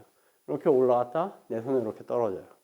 밖에서 그 사과를 보고는 이렇게 가는 거예요. 밖에 있는 사람이 KTX 안에. 왜냐하면 기차도 움직이고 사과도 따라서 움직이고 우리 손도 따라서 움직이고 손 위에 가볍게 떨어지지만은 실제로 밖에서 볼 때 다 같이 운동하고 있는 그런 거죠. 그게 관성의 법칙이에요. 관성의 법칙을 이해를 하면은 우리가 왜 쏘아올린 화살은 항상 제자리에 떨어지는가라는 문제를 지구가 돌음에도 불구하고 이해할 수가 있는데 갈릴레오가 관성의 법칙에 어떻게 도달했느냐 하는 거예요. 관성의 법칙이라는 생각을 어떻게 했느냐 이런 식으로 했습니다. 자, 여기 이제 그릇이 있어요. 평평한 그릇이 있고 얘를 여기서 굴립니다. 굴리면 마찰이 없다고 가정을 하면은 또르륵 굴러서 어디까지 오냐면 이 위치까지 와요. 자, 위치까지. 한쪽을 평평히 합니다. 점점. 쭉 굴리면은 계속 그래도 자기 위치까지 올라와요. 더 평평히. 더. 쭉 가서 계속 올라와서 자기 위치까지 올라옵니다. 완전히 펴요, 이쪽을. 이제 펴면 어떻게 돼요? 이 위치까지 올라올 때까지 계속 운동하겠죠. 운동하는 물체는 계속 운동한다. 라는 거예요. 이게 관성의 법칙이에요. 운동하고 있는 물체는 계속 운동한다. 그런데 정말 그래요? 여러분들 이 실험하면 정말 그렇게 될 것 같아요? 아니죠. 왜? 언젠가 서요. 우리가 실제로 보는 거는 운동하고 있는 물체는 언젠가 쓴다는 걸 우리는 보고 있어요.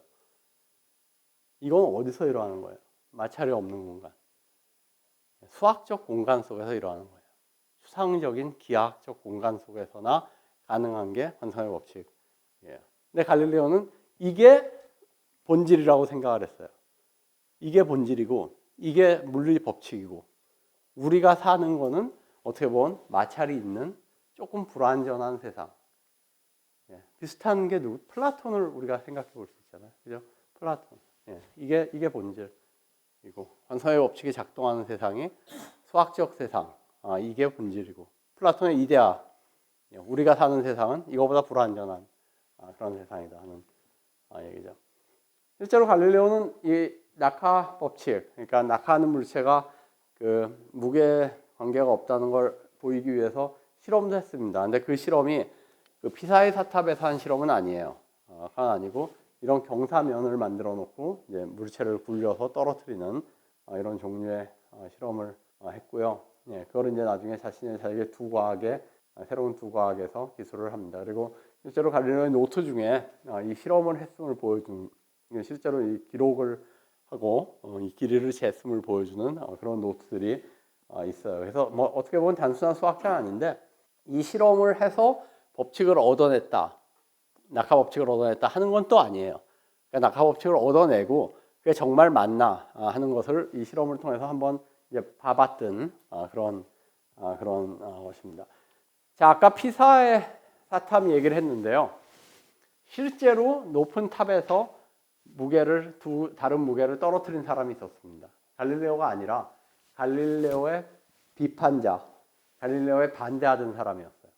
아리스토텔레스 철학을 신모하던 사람이 높은 탑에서 무거운 물체와 가벼운 물체를 여러 번 떨어뜨립니다. 여러 번 떨어뜨렸는데 이 사람이 내린 결론은 떨어뜨릴 때마다 무거운 게 빨리 떨어진다는 거였어요. 떨어뜨릴 때마다 무거운 게 빨리 떨어져. 실제로 실험하면 그래요. 무거운 쇠공이랑 가벼운 쇠공 두 개 떨어뜨리면 무거운 게 훨씬 빨리 떨어져요. 눈에 보일 정도로 빨리 떨어져요.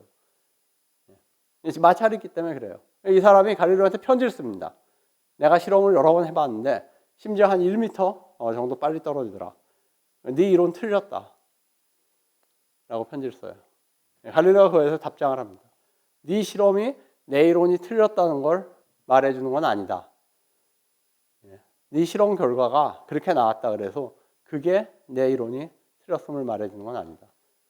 왜냐하면 갈릴레오가 얘기한 거는 마찰이 없는 공간이죠. 마찰이 없는 공간에서 실험하면 갈릴레오가 맞아요. 진공에서 실험을 하면은 과학관 같은 데 가면은 진공으로 된 긴 유리관 같은 게 있죠. 그걸 이렇게 돌리면 쓰는데 유리관이 이렇게 쓰는데 그 유리관 속 끝에 쇠공이랑 그 새 깃털이 두 개 들어있어요. 안에가 진공이면은 심지어 쇠공과 새 깃털이 동시에 떨어져요. 새 깃털, 그 가벼운 새 깃털과 쇠공이 동시에 떨어져요. 안에 공기가 있으면은 쇠공은 휙 떨어지고 새 깃털은 팔랑팔랑 하면서 굉장히 오랜 시간이 걸리죠. 갈릴레오의 이 법칙은 마찰이 없는 거기서 유효한 법칙이에요. 진공 속에서 수학적으로 증명합니다. 굉장히 간단해요.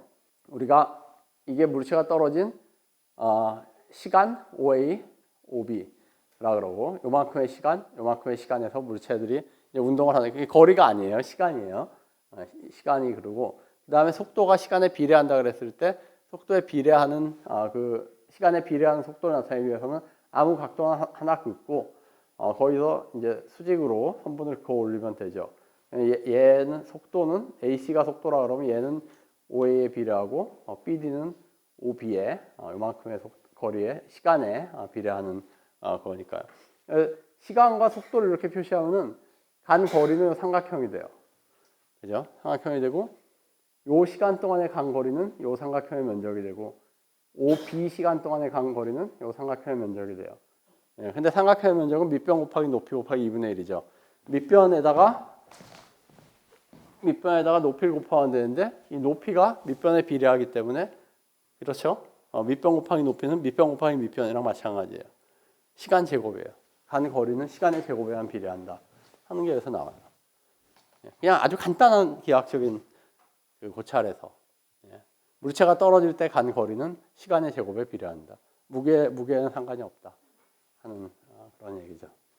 갈릴레오에 대해서 알려진 에피소드 중에 하나는 그 메디치 가문의 궁정 철학자로 들어가기 위해서 이제 뭐 갈릴레오가 좀 속된 말로 온갖 아부를 다 했던 그런 얘기인데요. 그 망원경으로 목성의 달을 4개를 발견하고 그 메디치 가문에 4아들이 있다는 걸 알아내요. 그래서 자기가 발견한 목성의 달을 메디치 스타라고 메디치 가문의 별이다라고 이름 붙여서 메디치 가문에 헌정을 합니다. 근데 그 전에도 온갖 아부를 굉장히 많이 했는데 안 먹혀요 이게. 계속 안 먹히다가 결국 그 4개의 별에 메디치 가문이 넘어가요. 넘어가가지고 갈릴레오를 고용을 합니다. 궁정 철학자로. 메디치 가문은 실질적으로 플로렌스에 기반하고 있었지만 실질적으로 이탈리아를 거의 통치하고 있었다고 봐도 좋을 정도의 그 막강한 권력을 가졌던 돈과 권력을 가졌던 그런 집안이죠. 그 궁에 들어가서 메디치 가문을 위한 일을 하는 사람으로 대학교 수학 교수였다가 바뀝니다. 그 갈릴레오의 수학 교수의 월급은 정말 보잘것없어요. 당시 이제 월급 중에 가장 높은 월급을 받고 있는 사람은 당연히 신학 교수라든지 철학 교수 이런 사람들이 높은 월급을 받고 있고 수학 교수는 그 철학 교수의 4분의 1의 월급도 못 받는 그런 거. 항상 갈릴레오는 자기의 월급이 불만이었고 그랬는데 메디치 가문의 궁정 철학자로 들어간 다음에 갈릴레오의 월급이 전 이탈리아를 통틀어서 3번째로 높은 사람으로 바뀌어요. 전 이탈리아를 통틀어서 월급 받는 사람 중에 3번째로 가장 월급을 많이 받는 사람으로 바뀝니다. 그거 이제 들어가기 위해서 갈릴레오가 쓴 책의 서문이에요. 이제 우리는 고귀하신 전하를 위하여 그보다 더욱 참되고 더욱 경사스러운 징조를 말씀드릴 수 있게 되었습니다. 불멸의 영혼인 전하의 은총이 지상을 밝히기 시작하자 전하의 더없이 훌륭한 미덕을 기리기 위해서 하늘에서 밝은 새 별들이 나타났기 때문입니다. 전하의 찬란한 이름을 기리기 위해서 여기 4개의 별이 예비되어 있습니다. 그 목성의 모습을 보는 누구나 전하의 부드럽고 온화한 영혼, 호감을 주는 태도, 빛나는 왕의 혈통, 위험 있는 행동, 다른 이들을 지배하는 폭넓은 권능을 한눈에 알아보게 될 것입니다. 전하의 내면에는 절로 고귀한 이 모든 품성이 깃들어 있습니다. 감히 말씀드리건대 모든 선의 원천인 창조들을 본받아 더없이 자애로운 주피터 별 목성에서 이 모든 품성이 유래했음을 모르는 자 누가 있겠습니까? 전하가 탄생하였을 때 지평선의 어두운 안개를 뚫고 중천으로 솟아올라 왕실의 동편을 비춘 별이 바로 목성이었습니다. 이제까지 모든 천문학자들에게 감춰져 있던 별들을 제가 코시모 전하의 메디치 이제 그 코시모 2세죠. 전하의 후원을 받아 발견하였기에 저는 당연한 권리로서 전하 가문의 존귀한 이름으로 이 별들을 명명하기로 결심했습니다. 저는 이것을 처음 발견하기에 마땅히 그 이름을 정할 권리가 있습니다. 다른 별들에 붙여진 다른 영웅들의 이름처럼 이 별들에 더욱 큰 영광이 더해지기를 바라마지 않으며 제가 이 별들을 메디치 별이라고 부른다 하더라도 아무도 이 권리를 부인할 수 없을 것입니다. 뭐 이런 식으로 해서 이제 책도 바치고 메디치 별이라는 이름도 바치고 그게 이제 가문으로 움직여서 결국 갈릴레오는 궁정으로 들어가요. 자, 이게 갈릴레오는 물론 신분 상승에 굉장히 그 욕구가 컸던 사람이에요. 그런데 이게 다냐 하는 거예요. 이게 돈을 더 많이 벌기 위해서. 그게 물론 되게 중요한 거였는데 항상 이렇게 쪼들리고 그랬으니까. 근데 그것만이 다는 아니었어요. 갈릴레오는 수학자였습니다. 수학자, 매스메티션.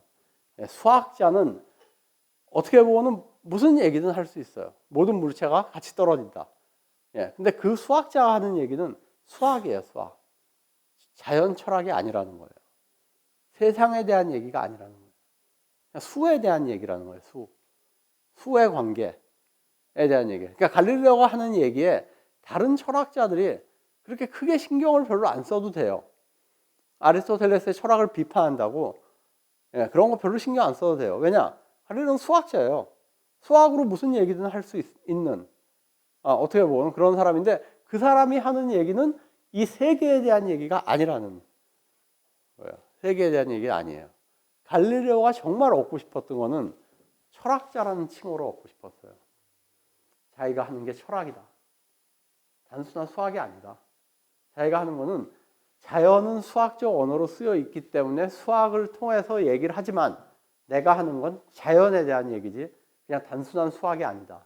라는 걸 주장을 하고 싶었던 거예요. 그런데 대학교에 수학 교수로 남아있는 한은 그게 안 돼요. 그냥 다른 사람들이 인정을 안 해요. 갈릴레오가 철학자라는 거를. 네가 하는 건 수학이다. 뭐 무슨 얘기를 하건. 그렇죠.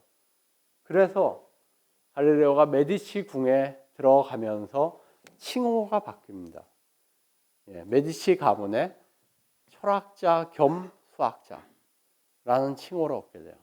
철학자라는 타이틀을 그 안에서 받게 돼요. 갈릴레오는. 그게 사실 갈릴레오가 어떻게 보면 정말 그 궁전에 들어가고 싶었던 이런 정말 상상을 초월하는 아부를 하면서까지 메디치 가문에 연결되고 싶었던 어떻게 보면 더 본질적인 이유예요. 메디치 가문에서 갈릴레오는 철학자라는 칭호를 얻게 됩니다. 그 다음부터 갈릴레오가 하는 모든 말들은 이탈리아에서 주목의 대상이 돼요. 어떻게 보면 갈릴레오는 더 많은 권력을 얻었지만 한편으로는 더 많은 위험한 상황에 처해 있기도 한 그런 상황이 됐던 거예요. 실제로 갈릴레오가 나중에 종교 재판을 받고 그랬던 이유 중에 하나가 더 이상 갈릴레오는 수학자의 언어로 얘기를 한 게 아니에요. 철학자의 언어로 얘기를 하고 갈릴레오의 얘기들은 주목의 대상이 되고 철학자들에게 위협의 대상이 되기 시작을 했어요. 그래서 결국은 그런 갈릴레오의 선택 자체가 궁전에 들어가야겠다. 메디치 가문의 철학자가 돼야겠다라는 그의 선택 자체가 그를 한편으로는 어떻게 보면 점점 더 위험한 상황으로 몰아넣었던 그런 측면이 있습니다. 갈릴레오가 이렇게 망원경으로 달을 보고 달의 분화구를 그릴 그날 갈릴레오는 별점을 치고 있었어요. 달을 보면서 우주를 보면서 이 별점이 뭐냐면 메디치 가문의 별점이에요. 메디치 가문의 별점을 치고 있었고 이게 갈릴레오가 그린 목성의 스케치입니다. 망원경으로 보고 육안으로는 안 보여요 전혀. 근데 목성의 주변을 계속 매일매일 관찰하는데 어떤 데는 4개가 보였다, 어떤 데는 3개, 계속 다르게 보여요. 처음엔 이게 그 뒤에 있는 항성인 줄 알았는데 나중에 계속 관찰하다 보니까 이게 목성 주위를 4개의 달이 뱅글뱅글 돌고 있다는 것을 확신을 하게 됩니다. 그리고 이 4개의 위성을 메디치 스타라고 이름 붙여갖고 이제 헌정을 했던 것입니다. 마지막으로 뉴턴인데요. 간단히 얘기를 했습니다. 뉴턴은 이 모든 전통의 정점에 있었던 사람입니다. Nature and nature's law lay hid in the night. God said, let Newton be, and all was light. 자연과 자연의 법칙은 어둠 속에 숨겨져 있었네. 신이 말하길 뉴턴이 있으라. 그러니까 모든 것이 다시 광명이었다 하는 얘기입니다. 이것도 진짜 아부를 하려도 이렇게 아부를 하기 굉장히 힘들 정도. 어떤 사람의 그 죽은 뒤의 조사에 대해서 아마 이거 이상 쓰기가 굉장히 힘들 거예요. 근데 알렉산더 포프라고 당시에 굉장히 유명한 시인이 쓴 얘기거든요. 자, 아까 이제 케플러의 법칙이 나왔는데 케플러가 이거를 1609에 근데 1680년대까지 왜 타원 궤도를 도는지가 규명이 안 되고 있었습니다. 왜 타원 궤도를 도냐? 그리고 왜 면적 속도 일정의 법칙이 작용을 하느냐? 이게 맞는데 분명히 데이터를 계속 해봐도 정말 맞는데 왜 그러냐가 설명이 안 되고 있었어요. 뉴턴의 업적이 이걸 설명합니다. 케플러의 3가지 법칙을 수학적으로 설명을 해요. 그걸 설명하기 위해서 도입한 게 중력입니다. 만유인력. 모든 물체 사이에 잡아당기는 힘이 있다. 거리의 제곱에 반비례하는 잡아당기는 힘이 있다. 우리가 어릴 때부터 사과가 왜 떨어지니 그러고는 중력 때문에 떨어진다라고 배워요. 저는 어떻게 하다 보니까 애가 굉장히 어려요. 지금 7살인데 그래서 애가 이렇게 크면서 뭐를 배우나 하는 거를 제가 유심히 이렇게 보고 있는데 얘가 이제 중력을 배우더라고요. 요즘 어디서 배우는지 모르겠어요. 어린이집에서 배우는 건지 친구들이랑 얘기 속에서 배우는 건지 모르겠는데 이제 진짜요. 중력 친구들이랑에서 많이 배워요.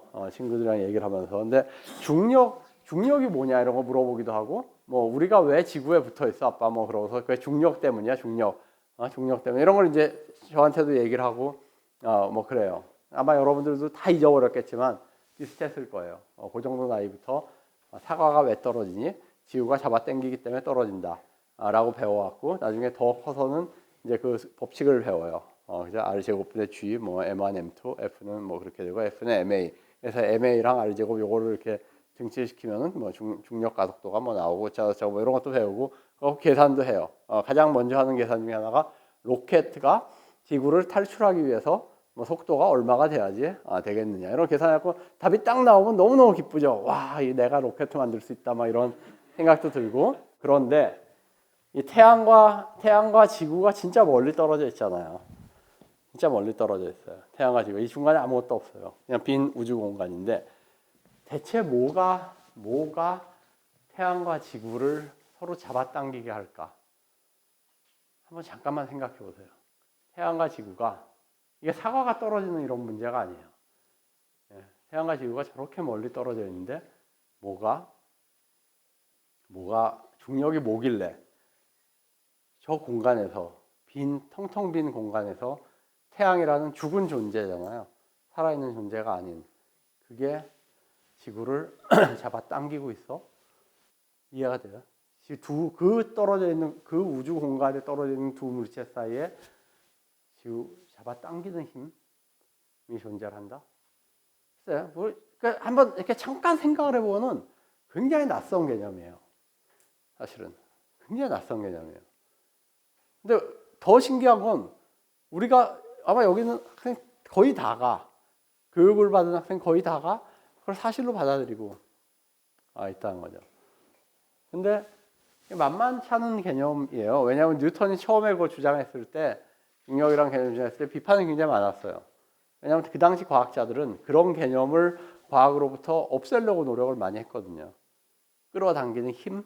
그게 뭐냐 이거죠. 뭐냐, 알 수 없는. 뉴턴은 몰랐죠. 당연히. 어디서 나오냐, 알 수 없고. 신비로운 어떤 그런 거 없애려고 그랬어요. 과학으로부터. 어느 정도 성공을 했는데 뉴턴이 다시 도입을 한 거예요. 힘이라는 개념을. 왜? 어디서? 뉴턴은 연금술에서 착안을 했어요. 연금술 하다가 이제 연금술에 많이 꽂혀 있었으니까 뉴턴은 연금술에서 우주를 꽉 채운 어떤 심퍼시, 엔티퍼시 뭐 이런 개념들에 착안을 하고 힘이라는 개념에 착안을 해서 도입을 한 거예요. 근데 뉴턴 제자들은 받아들였습니다. 처음에는 뉴턴에 가까이 있는 제자들은 받아들였는데 그 외의 사람들은 잘 안 받아들였어요. 프랑스 과학자들 안 받아들여요. 18세기까지도 잘 안 받아들입니다. 힘 없이 뭐 해보려고 그래요. 힘이란 거 안 쓰고. 독일 과학자들 안 받아들여요. 라이프니츠 이런 사람은 중력 없이 뉴턴과 거의 비슷하게 물체의 운동을 설명을 해요. 19세기가 되면은 영국의 켈빈 같은 당시의 19세기 최고의 물리학자도 안 받아들입니다. 중력 없이 어떻게 해보려고 그래요. 19세기 말에 헤르츠라는 과학자는 중력이랑 힘을 안 쓰고 히든 매스라는 개념을 써가지고 뉴턴과 똑같은 역학체계를 만들어내요. 뉴턴 역학과 똑같은 역학체계를. 그 역학체계에 감동을 받았던 사람이 비트겐슈타인이라는 철학자예요. 그리고 그 정점이 아인슈타인입니다. 알버트 아인슈타인의 일반 상대론에 따르면은 중력이라는 건 존재하지 않아요. 우리가 이름 붙인 거예요. 어떻게 보면. 태양이 놓여 있기 때문에, 태양이 우주 공간에 놓여 있기 때문에 이 굉장히 무거운 물체 주변에 공간이 휩니다. 공간이 휘고 지구는 그 휘어진 공간을 따라서 가장 자연스럽게 운동하는 거예요. 사과가 떨어진 이유는 지구라는 굉장히 무거운 물체가 우주에 놓여 있기 때문에 그 주변의 공간이 휘어요. 사과는 그 공간을, 휘어진 공간을 따라서 그냥 움직일 뿐이에요. 계속 가야 되는데 어떻게 보면 지구가 막고 있는 거예요. 우리도 계속 떨어져야 되는데 지구 표면이 막고 있는 그런 거예요. 일반 상대성 이론에 따르면 그거예요. 그거를 우리가 중력이라고 이름 붙이는 그런 거예요. 그렇죠. 이상한 개념. 우리가 왜 그걸 중력이라는 걸 그렇게 열심히 받아들이고 있을까? 보이지도 않고 만지지도 않고 재질 수도 없고 그런 개념을 하여튼 뭐 그렇죠. 근데 뭐 하여튼 그래요. 중력이란 개념을 통해서 써서 얘를 설명을 합니다. 잠깐 보여줄게요. 이게 뭐냐면 두 번째 법칙이에요. 면적 속도 일정의 법칙을 뉴턴이 어떻게 증명을 했냐 하면은, 자, A, B를 따라서 물체가 움직여요. 쭉 움직이는데 이게 우주 공간이라고 생각을 해봐요. 마찰이 없을 때 관성 운동을 해요. 같은 시간에 같은 거리만큼 갑니다. 쭉 가요. 근데 A라는 지점에 왔을 때 이 S라는 점에서 이 물체를 탁 한번 잡아당겨요. 탁 끌어당겨요. 이렇게 탁 한번 끌어당기면 이런 힘으로 끌어당겼다고 쳐봐요. 얘가 안 끌어당겼으면 이만큼을 가요. 그죠? 이만큼을 가는데 이 힘으로 끌어당겼기 때문에 이 힘과 이 힘이 합쳐진 이 경로를 따라가요. 그렇죠? 그러니까 첫 시간 t에는 1초라고 생각해요. 첫 1초에는 요만큼의 면적을 움직여요. 요만큼의 면적을 움직이고 두 번째 1초에는 요만큼의 면적을 움직여요. 요만큼. 라지 C까지 면적으로 움직여. 예, 그렇죠. 근데 요것과 요것이 같다는 걸 보이면 돼요. 그 다음에는 역시 여기서 이렇게 꺾어져 갖고 이만큼의 면적으로 움직이는데 이것과 이것이 면적이 같다. 같은 시간에 같은 면적을 그린다라는 걸 보이면 되는데 어떻게 보이냐면은 얘랑 뭐가 같냐면은 요 스몰 c의 면적이 같아요. 요 삼각형. 이게 좀 더 크게 이렇게 할게요. 얘랑 요 스몰 c의 면적이 같아요. 요 삼각형이. 왜냐하면은 밑변이 같죠. 같은 시간에 원래 같은 길이니까 밑변이 같고 높이가 같기 때문에 얘랑 요 스몰 c의 삼각형이 같고 그 다음에 요 삼각형과 이 삼각형의 면적이 같아요. 라지 c가. 왜냐하면 밑변이 같고 높이가 같기 때문에. 예, 이건 평행사변이니까. 예, 이건 평행사변이니까. 그렇죠? 예, 두 개가 같아요. 그러니까 결국 얘랑 처음에 같은 거랑 그 다음 시간에 같은 얘랑 면적이 같아요. 그냥 너무 간단한 기하학이죠. 진짜 초등학생들도 할 수 있는 기하학인데 여기 뭐가 들어갔냐면은 요 지점에서 이 S가 얘를 탁 잡아 끈다는 게 들어갔어요. 끄는 힘, 당기는 힘이 들어갔어요. 물론 이거는 순간적으로 일어난 거예요. 근데 요 간격을 계속 좁혀봐요. 이렇게 넓게 아니라 반으로 줄이고 또 반으로 줄이고 또 반으로 줄이고 그때마다 탁탁탁 끌어당기는. 그러면 어떻게 돼요? 결국은 연속적으로 끌어당기는 힘이 작용한다는 게 되죠. 연속적으로. 그랬을 때는 스무드한 곡선을 그리면서 가는데 항상 같은 시간에 같은 면적을 그린다. 라는 거예요. 케플러의 이 법칙이 너무 간단하게 증명이 됐어요. 근데 여기서 들어갔던 한 가지 요소는 그냥 증명이 된 게 아니라 끌어당기는 힘이 있어야 돼요. 그죠? 그 다음에 이제 문제는 1법칙이에요. 타원. 왜 타원 운동을 하냐? 이게 80년 동안 미스터리였어요. 예, 이걸 뉴턴이 풉니다. 과학적으로. 증명을 해볼까요? 예, 이건데 증명하는데 지금부터 해서 딱 30분 걸려요. 진짜예요, 진짜. 예, 이게 P, 플래닛이고요. 행성이 돌아요. S가 태양이에요. 초점. 예, P와 S 사이에 이 거리에 제곱에 반비례하는 끌어당기는 힘이 존재한다고 가정을 하면은 그 힘이 존재한다고 가정을 하면은 이 P가 타원 궤도를 그린다 하는 거예요. 타원 궤도를 그린다. 뉴턴 프린키피아의 1권의 정리 11. 가장 유명한 정리예요. 뉴턴의 프린키피아 1, 2, 3권을 통해서 가장 독창적인 정리 하나. 요거예요. 이게 사람들을 놀라게 했어요. 아, 진짜 타원 궤도를 그리는구나. 근데 이거 속으면 안 돼요. 뭐가 들어갔냐? P와 S 사이에 끌어당기는 힘이 존재한다라는 가정이 들어갔어요. 중력, 만유인력이라는 가정을 도입하면은 타원 궤도를 그린다. 너무 깔끔해요. 예, 이거 수학 증명 맞아요. 그냥 뉴턴을 믿어도 돼요. 이 수학적 증명은. 근데 끌어당기는 힘이 뭐냐? 이거예요.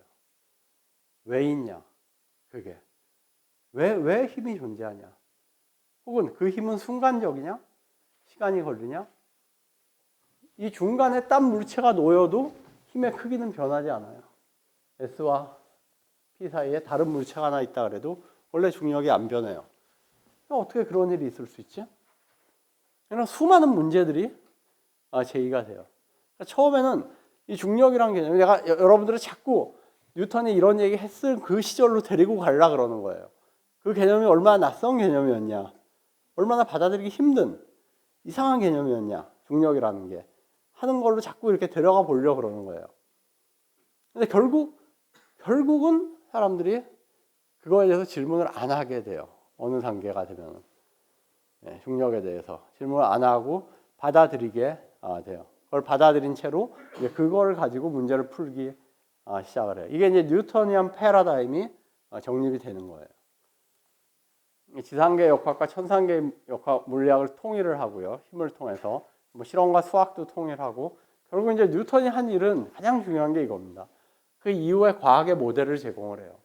확실성, 객관성의 상징이 되어버립니다. 과학이. 정말 확실한 거. 이 세상에 있는 지식 중에 가장 확실한 지식이 뭐냐? 물리학이다. 자연과학이다. 다른 학문들 뭐 정치학, 윤리학, 심지어 전쟁학, 철학 다 물리학을 본받으려고 노력해야 된다. 물리학이 썼던 방법을 갖다 써야 된다. 그래야지 우리도 엄밀한 학문이 될 수 있다. 뭐 이런 생각이 나타나기 시작을 하는 거예요. 지금도 그런 생각하는 사람들 많죠. 경제학 사람들, 자연과학의 언어를, 자연과학의 방법론을 갖다 써야 된다. 사회과학의 많은 분야 그렇게 생각하죠. 과학적 방법론을 우리가 갖다 쓰면 우리도 과학이 될 수 있다. 우리도 엄밀한 학문이 될 수 있고 객관적이고 확실한 학문이 나올 수 있다. 이렇게 생각을 하죠. 그 모델이, 그런 생각이 처음으로 등장했던 계기가 사실은 뉴턴이에요. 뉴턴이 이런 걸 만들어내고 자연의 굉장히 많은 현상을 몇 가지 운동 법칙과 하나의 힘, 중력이라는 걸로 설명을 한 이후에 사람들은 정말 놀랐어요. 이게 과학의 힘이구나. 이게 과학이구나. 과학이 가진 확실성, 객관성이 이렇게 해서 나오는구나 라고 생각을 하고 그걸 이제 본받으려고 노력을 했습니다. 뉴턴의 기념비를 설계한 볼레라는 그 프랑스 건축가의 뉴턴 기념관입니다. 엄청난 요 밑에가 사람이에요.